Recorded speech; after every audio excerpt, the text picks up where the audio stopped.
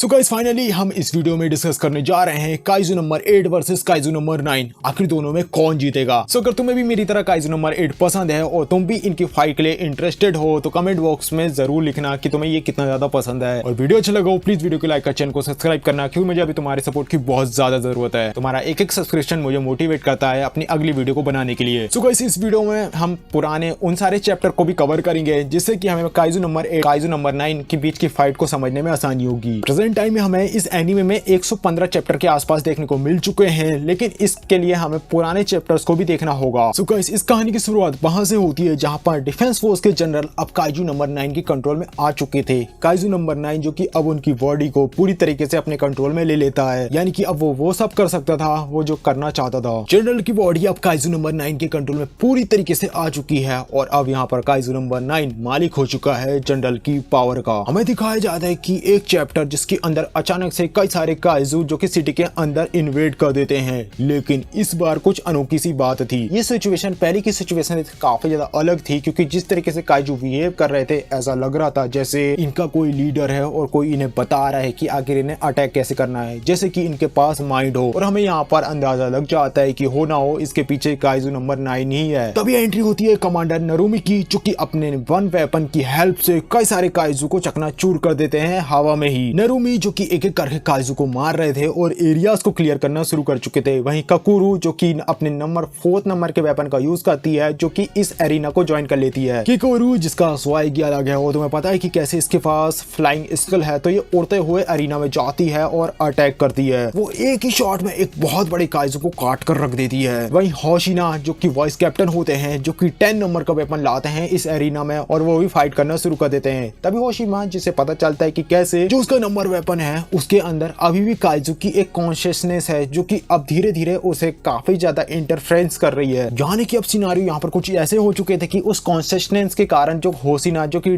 Order करता है कि चलो वेपन एक्टिवेट हो जाए, यानी कि उसे कह रहा था अटैक करने के लिए, पर उस वेपन की जो कॉन्शियसनेस थी वो उसे अटैक करने से मना कर रही थी। बेसिकली यहाँ पर ऑनर और वेपन दोनों ही एक दूसरे से बातचीत करते हैं, फाइट करते हैं। और फाइनली होशिना जो कि नंबर वेपन 10 के साथ एक डील करता है और फाइट में आ जाता है। हालांकि अभी इन दोनों के बीच काफी ज्यादा विरोधाभास था, लेकिन इनके जो अटैक थे वे काफी ज्यादा डिस्ट्रक्टेबल और काफी ज्यादा विनाशकारी थे, एकदम एक तरफा। ये लोग एक एक करके उन काइजू को मार रहे थे और धीरे धीरे अपने एरियाज को क्लियर कर रहे थे और लग रहा था कि अब सारी सिचुएशन कंट्रोल में आ जाएगी। लेकिन तभी इनके सामने आ जाता है एक जाइंट काइजू और शायद इसे देखकर सारे लोग पसीने छोड़ देते हैं। ये एक ऐसा काइजू था जिसे हराने के लिए जरूरत थी काफका की और काफका को ही इसे हराना था। पर तभी काफका की बचपन की दोस्त मीना जो कि यहाँ पर एक काफी रेल वेपन लेकर आती है। ये एक एंटी जाइंट क्लाइस काइजू रेल गन होती है और मीना इसका यूज करके एकदम से उस जाइंट काइजू को हिट करती है। ये अटैक इतना ज्यादा डिस्ट्रक्टेबल था कि वो काइजू भी यहाँ पर मारा जाता है। और तभी यहाँ पर कुछ अलग से काइजू की एंट्री होना शुरू हो जाती है। कुछ ऐसे काइजू जिनका फोर्टिट्यूड लेवल 8 के अबव था। डाई काइजू दूसरे काइजू से काफी ज्यादा अलग थे। ये काइजू अपने आप में कुछ यूनिकनेस रखते थे और देखकर लग रहा था कि शायद इन्हें ऐसा डिजाइन किया गया है जैसे स्पेसिफिक अपने अपोनेंट के हिसाब से इन्हें स्किल मिली हो। यानी कि यहाँ पर हर एक काइजू हंटर अपने आप से फाइट कर रहा था और काफी टफ बैटल में फाइट करते हुए उन्हें काफी बड़ी टक्कर देनी पड़ रही थी। हमारी मीना जिसका सामना होता है काइजू नंबर 14 से और वो यहाँ पर अपने पेट टाइगर का यूज करती है, उसे न्यूट्रलाइज कर देती है। अब शायद सारे के सारे हंटर्स को लग रहा था कि कैसे उन्होंने अपने अपोनेंट को हरा दिया था, क्योंकि एक एक करके उन्होंने सारे के सारे डाई काइजूस को मारना शुरू कर दिया था और वे इसमें सक्सेसफुल भी हो रहे थे और लग रहा था कि अब शायद शांति गायब हो जाएगी। लेकिन तभी सन्नाटे के बीच एंट्री लेता है मेन विलन जो होता है kaiju number 9। Kaiju number 9 literally defence force के एक ड्रोन को पकड़ लेता है और फिर अपने सामने करते हुए कहता है कि कैसे वह इस फाइट को जीत चुका है। पर काइजू नंबर 9 इसने ये सब कैसे कह सकता है ये, क्योंकि उसके सारे डाई काइजू तो मारे जा चुके हैं। दरअसल ये सब तो काइजू नंबर 9 का प्लान था। ये सारी चीजें वो एक लाइव स्ट्रीम में कह रहा था और सारे मेंबर्स जो कि इसे देख रहे थे। काइजू नंबर 9 जो कि काइजू नंबर 14 की बॉडी से पोर्टल ओपन करता है और सीधा मीना आशिरो के सामने पहुंच जाता है और हमें पता चलता है कि दरअसल उसका असल प्लान था मीना की बॉडी को कंज्यूम करना। काइजू नंबर 9 जिसे कि मीना काशिरो की बॉडी यानी कि उसकी पावर चाहिए थी और अब ये सारी चीजों को देखते हुए सीधे काफका बदलता है काइजू नंबर 8 में और पहुंच जाता है मीना को बचाने। काफका जिसे जल्द से जल्द मीना के पास पहुंचना था, लेकिन ये इतना आसान होने वाला नहीं था, क्योंकि वहां पर पूरी की पूरी एक डाई काइजू की आर्मी एंट्री लेती है। लिटरली ये सारे के सारे काइजू आसमान से नीचे उतर रहे थे। हालांकि काफका एक एक करके एक एक पंच में इन डाई काइजू को हराते जा रहा था, लेकिन उससे भी ज्यादा इंपॉर्टेंट था उसका समय। काफका जितनी ज्यादा लेट मीना के पास पहुंचेगा, ये उतनी ही ज्यादा क्रिटिकल सिचुएशन होते जाएगी। वही लाइव स्ट्रीम में हमें दिखाया जाता है कि कैसे काइजू नंबर 9 जो कि अब धीरे धीरे मीना को कंज्यूम करना शुरू कर चुका था। हमें दिखाया जाता है कि कैसे काइजू नंबर 9 अपने अलग अलग तरीके के डेंटिकल हैंड और बॉडी पार्ट के जरिए मीना को कवर कर लेता है। मीना जो यहाँ पर रजिस्ट करने की कोशिश करती है, पर बेचारी भोली भाली यानी कि प्यारी सी लड़की कर नहीं पाती। वही हमें दिखाया जाता है काफका जो कि एक काफी अजीब सी सिचुएशन में फंस चुका था। उसके पास केवल दो ही ऑप्शन थे कि कैसे वह इन डाई काइजू को मार के सिविलियंस को बचाए या फिर अपने बचपन के दोस्त मीना को, यानी कि अब वो यहाँ पर सिविलियंस को बचाए या फिर मीना को, उसे चूज करना होगा। काफका इस सिचुएशन में काफी उलझ चुका था और उसे समझ नहीं आ रहा था कि उसे क्या करना चाहिए कि तभी उसमें यहाँ पर एक मिरेकल सा होता है और सारे के सारे डाई काइजू अचानक से फ्रीज होना शुरू हो चुके थे। दरअसल यहाँ पर एंट्री लेता है रेनो इचिकावा और ये उसी का ही कमाल था और वो उसने नंबर वेपन्स को विल्ड कर लिया था। वो एक ऐसा नंबर वेपन था जिससे कि आज तक कोई भी हैंडल नहीं कर पाया था। ये था नंबर वेपन 6 और उसी के जरिए उसने ये कमाल को किया था। काइजू नंबर 6 जो कि अपने आप में काफी पावरफुल आइस पावर को होल्ड करता था और उसे किंग ऑफ काइजू भी कहा जाता था। उसी आइस पावर का यूज करते हुए इसने वहां के सारे प्रेजेंट टाइप के डाई काइजू को फ्रीज कर दिया था। यानी कि यहाँ पर काफका को ऑप्शन मिल चुका था कि वो अपने बचपन के दोस्त मीना को बचा सके। डिवीजन फोर्स के मेंबर्स मिलकर अब डाई काइजू को मारना शुरू कर देते हैं और काफका पहुंच जाता है सीधा मीना के पास। हमें दिखाया जाता है कि आखिर काइजू नंबर 9 मीना को कैसे कंज्यूम कर रहा है। वो उसे कंज्यूम तो कर ही रहा था, साथ ही उसे काफी मैनिपुलेट करने की कोशिश कर रहा था, लेकिन हमारी क्यूटी काफी ज्यादा स्मार्ट होती है। वो यहाँ पर काइजू नंबर 9 के झांसे में नहीं आती। वहीं जो इसका पेट होता है बाको, वो भी बाहर से काइजू नंबर 9 को इंटरफेरेंस कर रहा था। वो उसे डिस्टर्ब कर रहा था कि वो ऐसा कर ना पाए। हमें दिखाया जाता है मीना जो कि पहले तो बहुत ज्यादा कोशिश करती है कि वो अपने दिमाग को स्टेबल करे और मेंटली काइजू नंबर 9 को हरा पाए, लेकिन वो ऐसा करने में सक्सेसफुल नहीं होती। एक स्टेज आती है कि वो भी अब यहाँ पर वीक पड़ने लगी थी। इंटरनली मीना भी अब वीक पड़ने लगी थी क्योंकि वह अपने प्यारे फैमिली मेंबर्स को देख रही थी जो कि अब उसे काइजू की शक्ल में नजर आ रहे थे। वहीं बाहर से उसका जो पेट शेर था वो भी अब घायल होने लगा था। वो रिकवरी तो हो रहा था, लेकिन अब वो काफी ज्यादा घायल हो चुका था। काइजू नंबर 9 ने उसे काफी ज्यादा हिट किया था। सारे सिनारियो को देखकर लग रहे थे कि अब शायद मीना का साथ यहाँ पे छूट जाएगा और काइजू नंबर 9 मीना को कंज्यूम कर लेगा। लेकिन तभी सूरज की पहली किरण की तरह उम्मीद की किरण लेते हुए यहाँ पर एंट्री लेता है काफका, यानी कि काइजू नंबर 8। काफका आता है और सीधा एक ही बार में काइजू नंबर 9 के हाथ को अलग कर देता है और वहां से बचाता है हमारी मीना को। और अब काइजू नंबर 8 और काइजू नंबर 9 आमने सामने आ चुके थे और अब मेन इनकी बैटल यानी 8 वर्सेस 9 शुरू होती है यहाँ से। और इस बैटल के बारे में अब मैं तुम्हें से क्या ही बोलूं। इस बैटल की शुरुआत होती है और शुरुआत में होता है कॉम्बो पंचेस का और काफी खतरनाक पंचेस पड़ते हैं एक दूसरे पर। लिटरली इनके अटैक और जहां पर ये थे यानी इनका वॉर जोन पूरी तरीके से खंडर में बदल जाता है। कई सारे डिस्ट्रक्टेबल इमारतें यानी कई सारी चीजें हमें ऐसी दिखाई जाती है जो राग बनती हुई नजर आती है। यही नहीं, हमें काफका जो कि अलग से एटीट्यूड में नजर आ रहा था, वो यहाँ पर troop style hand to hand combat का यूज करता है यहाँ पर, क्योंकि यहाँ पर बात आई थी मीना के ऊपर। काफका शुरुआत में काफी तक गुस्से में होता है और वो काइजू नंबर 9 को पीटना शुरू कर देता है। काइजू नंबर 9 जो कि डिफेंड करने की कोशिश करता है, लेकिन जब सिनारियो बदलते हैं और जब बारी आती है काइजू नंबर 9 की अटैक करने की, तो यहाँ पर लिटरली वो काफका की हालत खराब कर देता है। यहाँ पर समझ आता है कि कैसे काइजू नंबर 9 ने जनरल को कंज्यूम कर लिया था और जनरल अपने हैंड टू हैंड कॉम्बैट में काफी ज्यादा स्किलफुल थे, यानी कि काफका यहाँ पर हैंड टू हैंड और 1 to 1 में इनसे जीत नहीं पाएगा। और तभी हमें एक बात पता चलती कि कैसे काफका, जिसका अब हैंड टू हैंड स्टाइल काफी ज्यादा इंप्रूव और रिवॉल्व हो चुका था, दरअसल यहाँ पर उसने होसिना से हैंड टू हैंड कॉम्बैट की ट्रेनिंग ली थी और यहाँ पर उसकी ये स्किल काम आने वाली थी। और इसी चीज का फायदा उठाते हुए काफका एक पंच जोरदार काइजू नंबर 9 को जड़ी देता है और हमें यहाँ दिख जाता है काइजू नंबर 9 की इनर कोर। लेकिन यहाँ पर इंटरेस्ट की बात ये थी कि इंटरेस्टिंग थिंग ये थी कि दरअसल उसकी ये कोर प्रोटेक्टेड थी एक अजीब सी शील्ड से। ये भी शायद किसी काइजू की शील्ड थी जिसने उसके कोर को प्रोटेक्ट करके रखा था। काफका दोबारा से काइजू नंबर 9 के ऊपर अटैक कर पाता कि तभी काइजू नंबर 9 यहाँ पर एक दूसरी चार्ज करता है और वो यहाँ पर करता है एनर्जी ब्लास्ट। और यहाँ पर अब वो यहाँ पर काफका यानी काइजू नंबर 8 की माइंड के साथ काइजू नंबर 9 खेलना शुरू कर देता है और उसे वो एक ऐसा वर्ल्ड दिखाता है जो कि काइजू की इमेजिनेशन थी। ये वर्ल्ड काफी क्रीपी और गंदा सा होता है और काफका को ये वर्ल्ड से काफी ज्यादा हेटरेट होती है, उसे ये वर्ल्ड पसंद नहीं आता। जैसे तैसे करके Kafka kaiju number 8 kaiju number 9 की इस स्किल इस ट्रिक से इस मायाजाल को तोड़कर बाहर निकलता है। काइजू नंबर 9 अपना एक दूसरा फॉर्म में बदलता है, यानी कि वह अब यहाँ पर इवॉल्व कर चुका था और इस इवोल्यूशन के साथ उसके पास काइजू नंबर 2 की पावर आ जाती है और वह इस पावर का यूज करते हुए काफका का एक हाथ और एक पैर काट देता है। काफका यहाँ पर काइजू नंबर 9 से तो फाइट कर रहा था, लेकिन तभी उसे एक बात समझ में आती है कि कैसे काइजू नंबर 9 जिसके अंदर एक दूसरी स्किल है और कैसे वह काफका के अटैक को और उसके स्टाइल को अडेप्ट कर रहा है। यानी सिनेरियो अब यहाँ पर कुछ ऐसा हो रही थी कि लगातार काइजू नंबर 9 काइजू नंबर 8 से सीख रहा था और एक ही चारा था काइजू नंबर 9 को हराने का। और ये बात काफका समझ जाता है कि कैसे अब उसे वन शॉट में काइजू नंबर 9 को डिफीट करना होगा, नहीं तो जितनी फाइट चलती जाएगी काइजू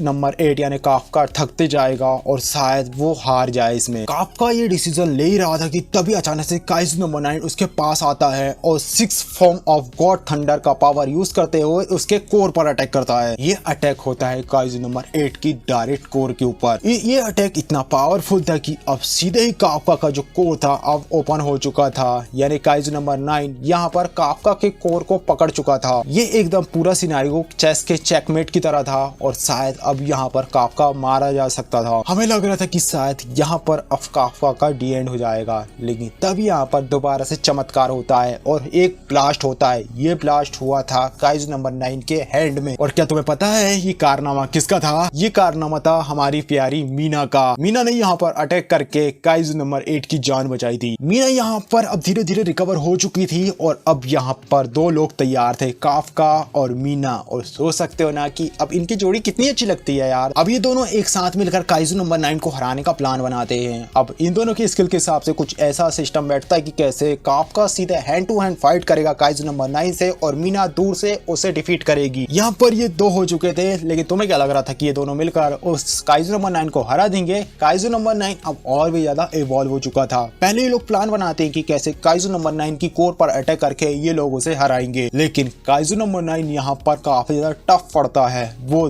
दोनों को एक साथ ही हैंडल कर पा रहा था। यही नहीं, काइजू नंबर 9 तो अटैक और डिफीट कर ही रहा था इन्हें डिफेंस करते हुए। वह नए नए पावर को भी इनहेंस कर रहा था, नए नए काइजूस की पावर को यूज कर पा रहा था। मीना यहाँ पर नोटिस करती है कि कैसे काइजू नंबर 9 के अंदर कोई एक काइजू की पावर नहीं बल्कि कई सारे काइजू की पावर भरी हुई है। और काफका ये बात सोचकर अब एक अलग सा प्लान बनाता है। अब वो यहाँ पर सोचता है कि वह अब अपनी पूरी पावर का यूज करेगा। ये एकदम एक तरफा फाइट होगी, करो या मरो वाली। काफका डिसाइड करता है कि अब वह अपने डिस्ट्रक्टेबल फॉर्म में आएगा और ये वही फॉर्म था जिसका सामना सबसे पहली बार जनरल ने किया था। और ये एक ऐसा फॉर्म है जिस पर आने के बाद काफका अपनी बॉडी से कंट्रोल को लूज कर देता है। इस फॉर्म के फायदे ये है कि ये काफी ज्यादा ताकतवर है, लेकिन इसका डिसएडवांटेज यही है कि काफका अपना कंट्रोल खो सकता है। काफका की इस स्किल, ये पावरफुल वेपन का यूज करने की एक बहुत बड़ी लिमिटेशन ये है कि काफका केवल थोड़े टाइम यानी कि एक आधा मिनट के लिए ही इस फॉर्म का यूज कर सकता है। और अगर इससे ज्यादा उसने इसका यूज किया तो काफका पूरी तरीके से अपने कंट्रोल को खो देगा और वो पूरी तरीके से काइजू में समा जाएगा और शायद कभी वापस नहीं आ पाएगा। मीना को जब इस बारे में पता चलता है तो मीना उसे मना कर दिए कि प्लीज काफ्ता स्टॉप काफ्ता, यानी कि रुक जा यार, ऐसा मत कर। लेकिन काफका जो कि उसकी नहीं सुनता, वो उसे कहता है कि तुम मुझे केवल कवर दो और देखो मेरा कमाल। का अपने डिस्ट्रक्टेबल मोड में एक्टिव हो जाता है और ट्रांसफॉर्म होते हुए बिना किसी का समय व्यर्थ करे हुए सीधे काइजू नंबर 9 के ऊपर टूट पड़ता है। होना क्या था, काफका जो कि काइजू नंबर 9 की बैंड बजाते जा रहा था और जो एरिना का हालात थे चारों तरफ केवल सर्वनाश ही सर्वनाश। और यहाँ पर काफका बिल्कुल भी होल्ड बैक नहीं करता, खुले हैंड टू हैंड एकदम पंचों की बारिश कर देता है और वो एकदम ऑल आउट चला जाता है, क्योंकि वो ये बात जानता था कि उसके पास बहुत ही कम समय है, केवल एक आधे मिनट का। ये लोग फाइट करते करते 14 नंबर के काइजू की बॉडी के पास पहुंच जाते हैं और हम देखते हैं मीना जिसके पास अपना डिस्ट्रक्टेबल 9 वेपन था। ये इतना हैवी अटैक था कि इस अटैक के कारण जो काइजू नंबर 9 का कोर था वो वापस से विजिबल हो जाता है, उसका कवर हट जाता है और अब उसके सामने था काफका और उसके सामने थी अब उसकी कोर। काइजू नंबर 9 की कोर तो दिखने लगी थी, लेकिन काइजू नंबर 9 जो कि अभी पूरी तरीके से अपने आप में बिलीव रखता है कि वह इस फाइट को जीत जाएगा।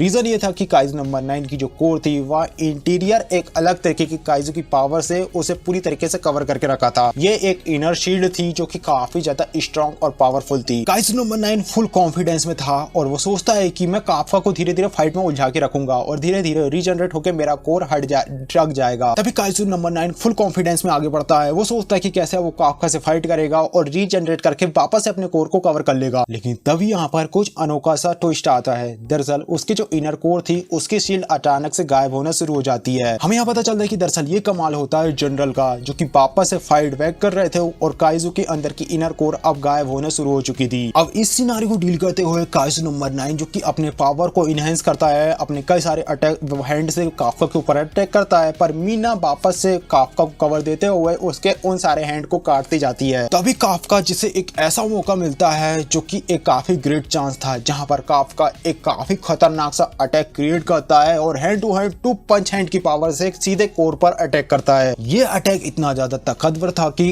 जो काइजू नंबर 9 था वो भी शॉक्ड हो जाता है और वो केवल एक ही शब्द बोलता है कि कैसे तुम इंसान जो कि हमेशा मुझे चौंका देते हो। अब आखिर कोर का क्या हुआ ये तो हमें दिखाया नहीं जाता, लेकिन तभी हमें एक दूसरा सीन दिखाया जाता है जहां पर हम देखते हैं काफका को, और जैसा इन्वायरमेंट था हमें देखकर लग रहा था कि ये काफी पुराना जमाने की सीन है, जैसे कि वहां पर रथ के पहिए पड़े हुए थे, जैसे बैलगाड़ी के पहिए जमे होंगे या फिर पड़े होंगे, और पुराने समय की फाइट के सीन हमें दिखाए जाते हैं। वही हम देखते हैं काफका जिसके सामने एक मास्क पड़ा हुआ था, और तभी एक चाइल्ड फॉर्म में काइजू नंबर 9 आता है, जहां पर काफका उसे पूछता है कि ये सब चल क्या रहा है, ये कौन सा इल्यूजन है। काफका जो समझ नहीं पा रहा था कि ये सब क्या चल रहा है, लेकिन उसे याद था कि आखिर ये सिनारियो चल क्या रहा है। वो सोचता है, उसे पूछता है कि क्या तू अभी भी जिंदा है, तुझे क्या लगा तू बच्चे के फॉर्म में आएगा, तुझे छोड़ दूंगा, मैं तुझे यहाँ पे भी मार दूंगा। तभी काइजू नंबर 9 एक लाइन बोलता है जिससे कि हमें पता चलता है कि आखिर सिनारियो क्या चल रहे हैं। काइजू नंबर 9 कहता है कि तुम इस फाइट को जीत चुके हो और बहुत ही जल्द मैं यहाँ पे इनविजिबल हो जाऊंगा। हमें दिखाया जाता है कि शायद काइजू नंबर 9 का कोर टूट चुका है और अब वो मरने जा रहा है। फिर हमें कुछ ऐसे पैनल दिखाए जाते हैं जिसे देखकर हमें पता चलता है कि कैसे काइजू नंबर 9 अब पूरी तरीके से मौत के करीब आ चुका है, और ऐसे उसके हालात होने के बाद जितने भी काइजू उसके अंदर बचे हुए थे वे सारे मिलकर एक बहुत बड़े डीमन में बदलने लगते हैं। वो डीमन जो कि अब किसी के कंट्रोल में नहीं था, एक ऐसा काइजू जो कि बस एक बात जानता है और वो है विनाश नरसंहार। फिर हमें एक पैनल भी दिखाया जाता है कि कैसे काफका जिसके अंदर कई सारे डेंटल काल घुस चुके थे, यानी कि यहाँ पर अब काफका की भी हालत खराब हो चुकी है। गाइस क्या लगता है आपको, क्या यहाँ पे काफका मारा जाएगा या फिर काफका उन सारे काइजू से मिलकर बने हुए उस महान यानी कि बड़े से काइजू को हरा पाएगा? आखिर अगले पैनल में क्या होगा? तुम्हारा क्या सोचना है इस कहानी की अगली स्टोरी के बारे में? कमेंट बॉक्स में अपना ओपिनियन जरूर शेयर करना। वहीं क्या तुम्हें ये काइजू नंबर 8 और काइजू नंबर 9 की फाइट पसंद आई और तुम्हारा इनमें फेवरेट कैरेक्टर कौन सा था? हालांकि यहाँ पर मैंने काफी शॉर्ट में ये कहानी तुम्हें बताने की कोशिश करी है। यहाँ पर हर एक कैरेक्टर की अलग अलग फाइट है और